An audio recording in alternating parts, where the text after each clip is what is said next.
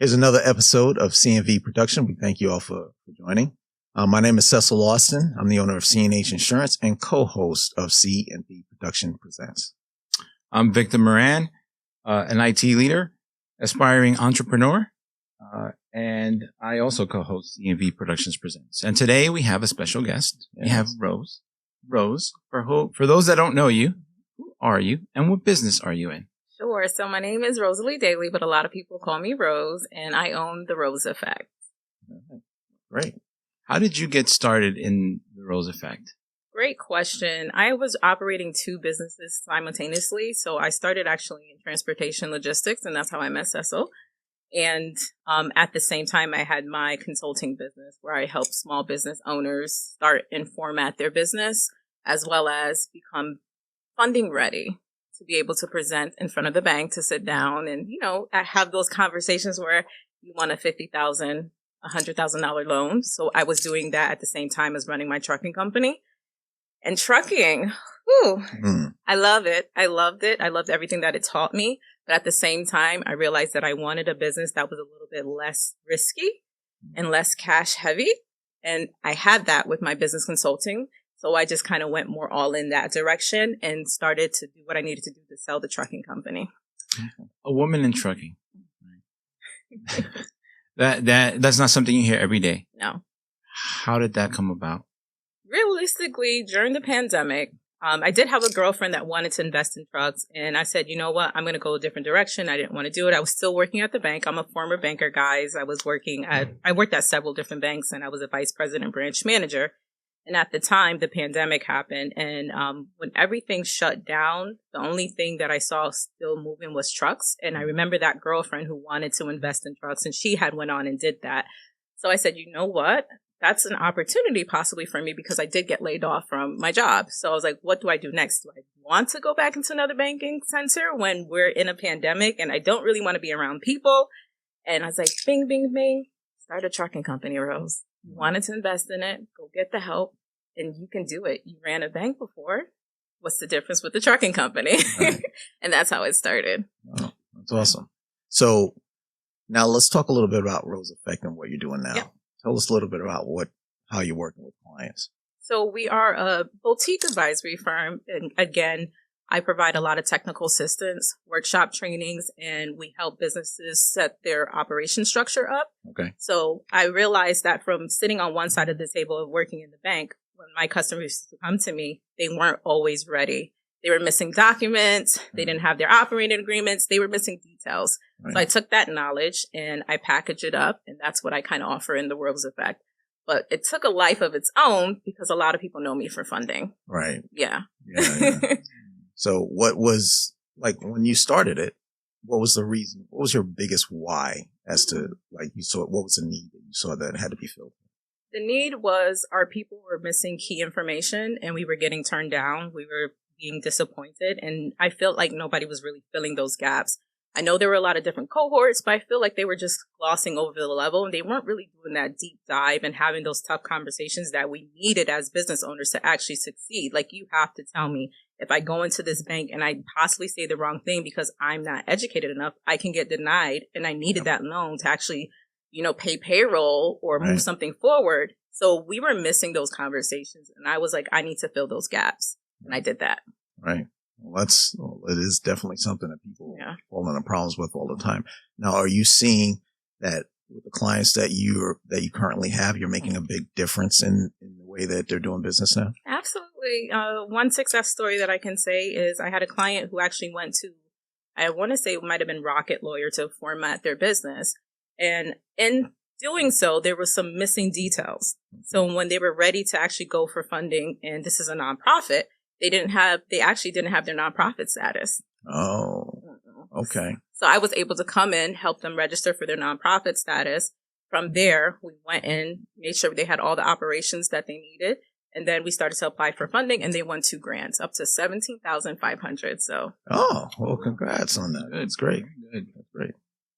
So, when it comes to, I guess, getting funding, what would you say is the biggest challenge or a misconception of people? Like when they need to go get funding, what should they be focusing on? How should they be getting prepared for those discussions?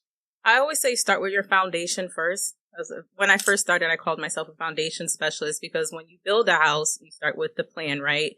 You go to your architect. That's the same thing as writing a business plan. A lot of us don't write a business plan, and it's okay because I didn't write a business plan, but you still have to have a narrative. Right. So you have to understand what you do, what your who you serve, your numbers. That's the missing details. A lot of us don't come with financials. We don't understand what financials are. What do we need to present to a bank in order to look as qualified to be trusted with this money? And another thing that I see with a lot of entrepreneurs is that we think just setting up an LLC means we started a business. Right. It doesn't. Right. Yeah. So I actually fell into that trap. Starting an LLC means I have a business. Yeah. But what should people be doing once they start their LLC? Great question. I would say immediately build a relationship with a bank. Your bank will be your first lending partner beyond you, right? So pick a bank and start building a relationship. And what does that mean? Open an account, open a checking, a savings account, and start transacting on that account. Not just opening it and never using it. Funnel some money in. Some people might say, well, Rose, I have not sold a product yet. How do I do that? Well, if you're working, you can actually put money in from your paycheck into that business account. That could be your seed money into yourself, right? Show that you're actually invested into what you're doing. So when you're looking at the bank to invest money, they're like, okay, this person has skin in the game already. Okay. Now, what happens when you have a bank that you're working with? Like, let's say you had you didn't start the business yet, but you had a bank that you've been working with for a long time. You start the business and you say, okay, well, I'm going to just start with this bank. I open up a commercial account. And then you go to the bank and they're not willing to get you money, right? They're not willing to work with you in any way. Now, in your opinion, is it time to find a new bank?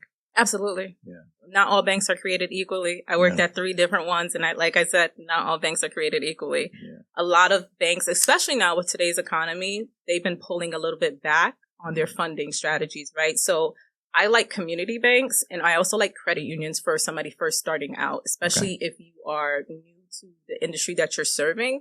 They're a little bit more friendlier. If you're in a business that you're already making money and you have some transaction and some history and you have a background in that business, then you can start going to those larger institutions like your Chase, your TD Bank, your Bank of America. Although I would be mindful of who I partner with though, because you want a bank that can advocate for you. So that's why I like community banks. They're more accessible. Right. You can kind of talk to the branch manager. Sometimes you can meet the market president. You have a better connection than if you go to Chase Bank and you're trying to meet somebody high up. It's kind of like, who are you, you know? Right. So, right. Yeah. And the bank becomes a little more like your partner. Absolutely. Right. And they're rooting for you. Right. Yeah. Their success is kind of your success. Absolutely. Yeah. So yeah, that's a great point. Because a lot of small businesses don't look at it that way. You know. Now, do you find that with Rose Effect now, you're also doing grant writing, right? Now, is that really becoming more of a big part of helping the small business as well? Absolutely. Okay. Can you talk a little bit about that? Yeah, I call it like my way of getting modern reparations for people. Okay.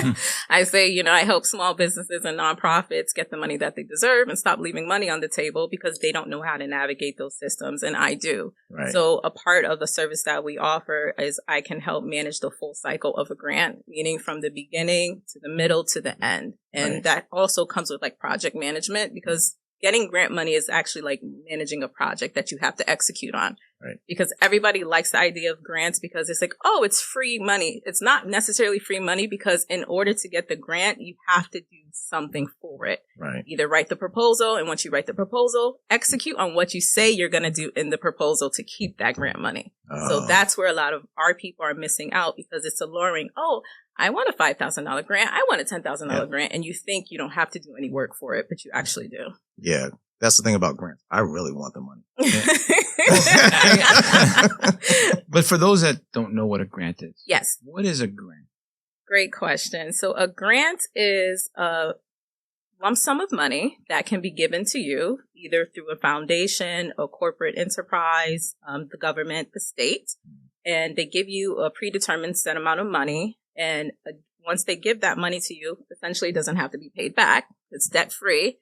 They don't check your credit for it. They usually don't ask for a lot of financial documentation depending on the grant that you're going for. So it's less access. It's easier to access than some of those going into the bank and trying to get like a loan or a credit card.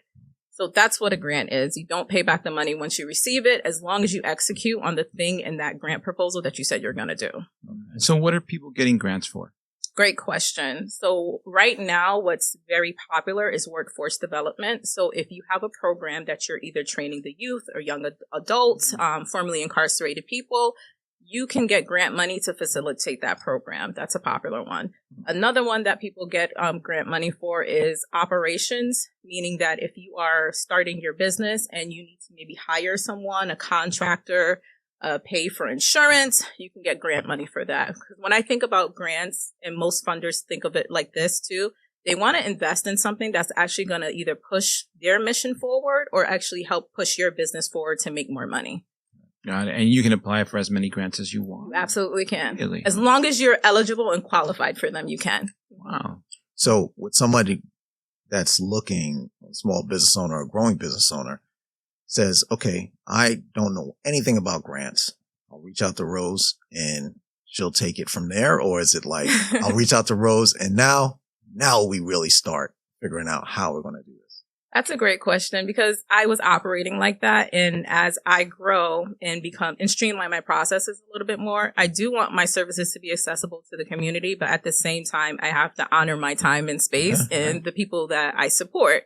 So what I've done is that I do a lot of free trainings. Oh. So you can always come to a free training to kind of learn the bare minimum basics. And then from there, I have services where you can book an audit, or you can do a strategy session with me to kind of roadmap out where you are right now, if you're even ready for that step, if you have the necessary documents before you try to enlist me full time, right? Because you might pay for a grant application and I cannot guarantee that you will get the funding. Right. But I am I'm an award-winning grant writer. But again, no matter how good of a grant writer anybody is, we can never say that we're going to guarantee that you get this funding, because I'm not the one giving you the money. Right. There's a lot of different determinants that I don't control.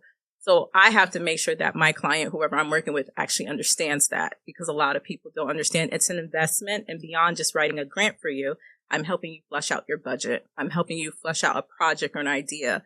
I'm helping you flush out your narrative. So even if you don't want to just apply for grants, you can kind of take that same narrative and go to a bank, right, and show them all your details, your financials, because right. That's what grant writing is. We're developing a proposal for you. Right. So I have that option for people.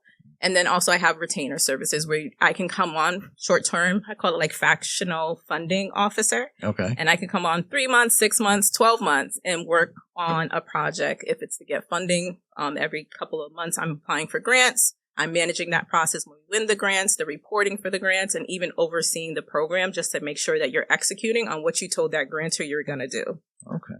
All right. Great. How long does that process typically take from I reach out to Rose to I get the grant? Oh, that's a great question, because reaching out to me is, immediate, right? It all depends on how fast you are to turn around your information and we get on the call. But that can just, even writing a proposal, that can take less than a week, right? A week or two. Now, submitting for the grant, that's all depending on the person, the grantor giving out the money. They have their own timelines. So we can submit an application today and they might tell you they're not going to review it until 2 months later, 3 months later. So that's the only thing with grants. They're slow moving. So if you're somebody who needs capital right now, you can go into the bank, apply, and either get approved or denied, but at least you know right away so you can know how to move. With grants, you have to have a more strategic approach because it can take a while. So what would your advice be? What tips would you give business owners to say, help me streamline this process for you? What should they be doing? For me, I would say you also want to have a diverse line of how you're going to be receiving revenue. So you should not just be depending on grants. Right. You should have another stream, because if you're a for-profit business, technically you're there to make money off of a product or service that you sell. So grants should not be your end all be all. It can help supplement your income, but it shouldn't be the main focus. If you're a nonprofit, I would say it's the same thing, although nonprofits are known to receive more grants than a for-profit business. In today's economy, nonprofits have to have a stream of how they're going to make money. Because if not, you're going to find yourself at the will of the government. And when they want to roll back on DEI or any initiative like that, your funding source is cut. Now your program is cut because you don't have an alternative way of making money. And I hope I answered your question. Well, yeah. I guess because the challenge is I'm hiring roles, but I want to make sure that I come prepared. Right? Oh, okay. Yes. That I'm not coming just with a blank slate. Like, yes. What can people do for themselves? What can business owners do for themselves to help? Right? Come prepared. Come do whatever they can to make you all successful. Right? Because you said yes. They can obviously come to you. You can do all the work, but what should business owners be looking at? What should they be doing? How should they be preparing? More or less my question. I love that because that is my favorite type of client. Although I can work with the business owner who does not have those things, right? Because my business is set up to do that, walk you through every stage. But a business owner who already has their operating agreement, they have their budget set outlined, they have their programs that they execute on, and maybe they've made some revenue. Those are my favorite because they've actually been in business. They understand what it's like to operate a business, and they actually understand how the money moves. So when it comes to getting grants, they are a better client because they know that it's not like a instant process. They understand that it's going to take some time. So if you have your budget outlined, again, your project that you want to get funded, your programs detailed, you know who's on your board, you know who's on your team, you're actually registered with the Secretary of State. If you're a nonprofit, you have your tax exemption form, you have those things in place, you are ready to go. And I can fast track that application for you. I find that a lot of the things that you're saying, one thing about grants for if you're looking to grow or hire new people, grants for that. You find that there are a lot of new business owners that have no clue that grants are actually something that they can utilize? Yes. All right. How do you communicate with those people? How do you get that out? Generally through social media. Again, I try to do a lot of educational videos and then doing workshops. Okay. It's helpful putting that out there, working with other larger nonprofits to host workshops. People bring me in and then I can spread the message. I do my best to debunk the myth of that there's a ton of free money because there is money out there. There's a lot, but sometimes you may not qualify for it, right? Especially if you're a business owner, meaning that you have a for-profit business. Yeah. So that's what makes the pool a little bit less. And then social media sometimes have a way of sending false realities out there. Yeah. So I always like to say, they're lying. Don't listen to them. They're just trying to get you into their funnel. And and it makes a bad name for actual people who do the work because now they have this connotation. It's like, oh, you're supposed to make sure I win the grant. Oh, you took my money. Oh, this and that. So it just spreads a different narrative. So you just got to be careful of educating the community about grants are available, but also educating them on how it actually works. Yeah, that makes a lot of sense because I could imagine, and we've probably all seen it, someone starting a business. Mm-hmm. They really don't know what they don't know yet, and dealing with someone like you as a professional, it can be scary because you know more than they do. Yes. Right. And then they're thinking, if I don't get what I want, it's then who am I going to blame? I can't blame me. Right? I got to blame Rose. Of course not. Of course not. Yeah, it's a sticky situation, but that's great that you're doing that. Thank you. Reaching out to people because it's very important. It's very important stuff. You want to add anything? So I've worked with organizations, nonprofit organizations. I actually was not aware that as a for-profit that you could actually get grants. But I guess what are the things that for-profit or business owners don't know that they could get grants for? I know you mentioned what do you call it? Employee salary. Yeah. But what else could they get grants for? So salary is one. Equipment is a big one. Yes, because equipment can help you make more money in your business. When I was in transportation, I put in a grant and the first application was denied. And when they gave me feedback, they were saying, if you would ask for money for a trailer, because we know your trailer can actually help you make more money. And in trucking, we need a trailer to carry the cargo. Yep. I was just like, oh, so sometimes you get feedback. So from my lived experience, I help navigate, okay, this is what the funders want. So salary, equipment, consultants, workforce development. So training, if you want to send your team or yourself to a professional development training, maybe you want to get a new certification, they would pay for that. Marketing is another one. Marketing campaigns. Maybe you want to start doing Facebook ads. Maybe you want to start a podcast, right? And you need to rent a podcast studio. That's good use of funds because then you can show the ROI on how this is going to turn out for their investment. Wow. So you mentioned that when you get a grant, right, there's no one's expecting anything back. But then why give a for-profit business a grant? I'm sure there's, I guess my question is why? Why would anyone do that? Great question. I want to say it's to boost the economy, right? Because, small businesses are the bread and butter of this economy. And again, we employ people, right? And we're the ones keeping things going. And especially after the pandemic, that's when you started to see an uprising in for-profit grants, honestly. I'm sure there were there before because sometimes the states offer local small businesses, if you need to redo your shop, they can give you like $10,000, $15,000 to put your business downtown because it's beneficial for them. Now, if your business is thriving, you're bringing people more to the city, right? People are excited to shop there, live there, work there, and stay there. So it's helping every municipality. It's helping them out if you think about it like that. Yeah, that makes sense. No, that makes total sense. It's interesting because during the pandemic, right, you heard about the loans and the government loan, but you don't hear really like, oh, there's grants out there that you can benefit from. I think a lot of I don't know. I just feel like I'm misinformed because the pandemic, I think, kind of opened up the door for people really understanding about grants because it's like, really, it was like at this point, it was like they were kind of giving you the money. Absolutely. They were like, okay, well, we need to boost this economy. So here's, show us your books, show us what you got, and just make a statement. It was so much easier too, because you go online, you just put this in, send this here, and next thing you know, you actually have money in your account. It's like, I'll tell you from my own personal experience, people, I thought it was a scam. I was like, there is no way they're going to give me money. There was absolutely no way. And you got it. Unbelievable. So yeah, grants can be a big help, and the pandemic was a huge thing in letting people understand that. It was. It's something that really can help your business. Yeah. What other things do you do, Rose, in your business? Say that again, Victor. What other things are you working on? I work on a lot of, right now, I'm working on an actual AI that takes all my IP that I've developed over these past years that I can implement to people who may not be able to afford my services one-on-one.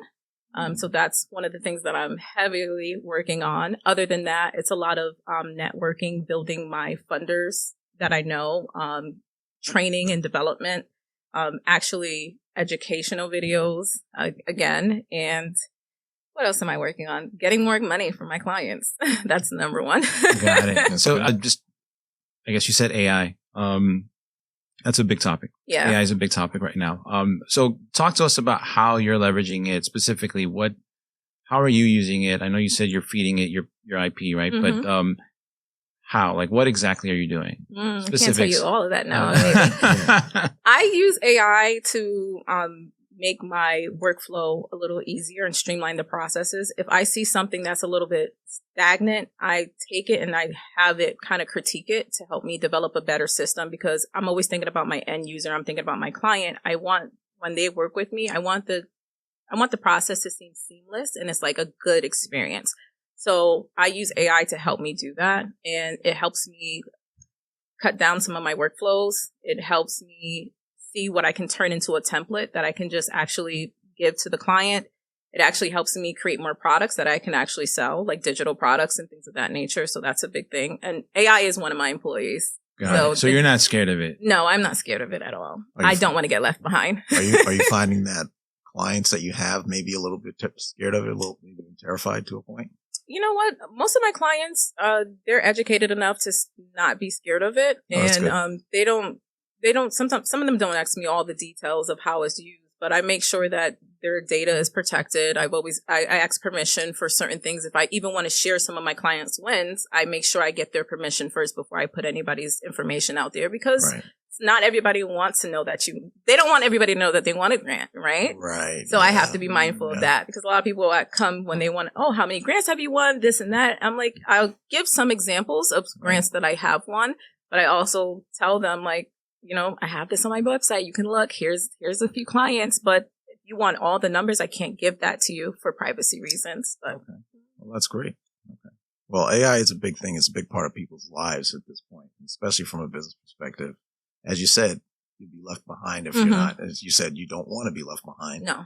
But I'm sure you don't want that for your clients either. So are you kind of pushing that with them when you're looking at their numbers and maybe even seeing something as AI being beneficial to their business? Are you letting them know that that's something that can help? Absolutely. So I train them a lot because, again, the financial statement piece is where I see a lot of small businesses get tied up. Yeah. They don't know how to do projections. They don't know what that means. Some of them don't know how to do a business plan. And AI can help you kind of mastermind that. It doesn't have to be the whole entire master to it. Right. You are the one inputting the data and the information. And I just show them how to leverage it as a tool to help build up their credibility for their business. Right. And they're receptive. Okay. Well, that's good. That's very good because it's a tough world out there. It is. Making money is getting harder and harder. So very much so. You got to kind of understand what's going on and use every tool in the tool belt at this point. Well, you want to ask? I actually wanted to take a few steps back. Okay. I have seen some of the podcasts that you've been on, a lot of great information. One of the things that we try to talk about here is not just business owners, but people considering starting a business and making that leap. And you made a big leap from working at a bank and then starting your own business. And that was I have to say, just getting into the trucking business, there's so many questions, right? But that aside, what would you tell someone who's, thinking about starting a business? It's maybe, whether it's a passion or whatever, but what advice would you give them to make that leap and say, hey, listen, there's going to be risks involved, but what process did you go through to make that decision and then take that next step? Definitely a lot of research. That was the first thing. I researched a lot. I consumed a lot of different podcasts. I read a lot of books, and I talked to a lot of different people just to kind of get as much information as I can to make an educated decision, although knowing that in life there's risk, right? So you can have the perfect plan and it still not go to perfection. Yeah. So you have to actually understand that and be ready for that. And also I did a lot of internal work. I spent a lot of time with myself, meditation, yoga, walking, working out, just understanding who am I and how do I handle challenges? Because when you're an entrepreneur, you have to know who you are because your customers, the world, everybody will just tell you who you are, especially being online on social media, kind of being public. You have to make sure you have a strong sense of self, because it can crush you. It can wear on your mental health. So I would say just take your time to understand who you are, what support systems you have. I had a good support system. That's what made it possible, honestly, to keep going when the money was really short.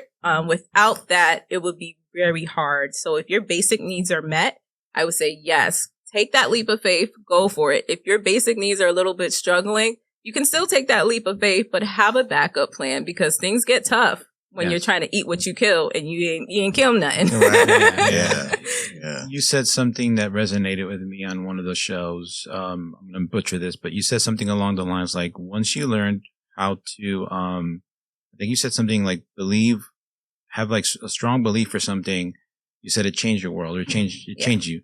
Can you talk a little bit about that? And like, cause I was intrigued by that, right? And you kind of like, you said it and then you moved on and I'm like, wait, I want to know, like, I want to learn. What did you actually do? What process did you go through? And what advice would you give people to say, hey, like, believe in yourself. Like, once you see it, right, believe it, you can achieve it. Like, what advice would you give people? I know it sounds cliche, but those statements actually work. So my background is in biology. I studied that in college and I did a lot of research with the body and the mind. And then as time went on, I got into neuroscience and I read a lot of books.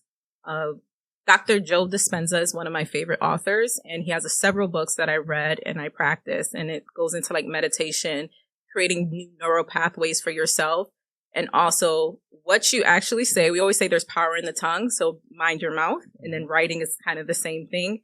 What you say can come to life if you actually believe it. So as a scientist, I test that out. I always say I'm my biggest experiment, my life. So if I believe that I can do that, I take the steps to do the thing, everything that I can do towards those steps.